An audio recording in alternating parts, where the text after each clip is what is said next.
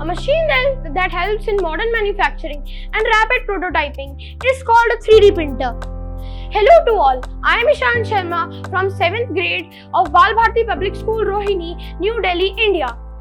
This 3D printer can think smartly and understand the concept of AI through a dedicated printing software.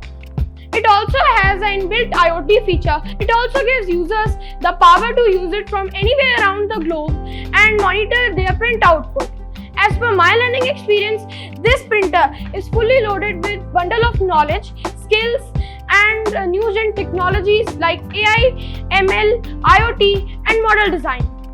As apart from this, it also helps me to develop a design-oriented mindset. Prototyping project works and easily for testing and improve my designing, analyzing and cognitive skills. In the end, I am really grateful that I had explored myself on a modern education system, and I would really like to thank STEM Robo Technologies for giving me this wonderful opportunity to upgrade and update my knowledge for the future scope. Thank you.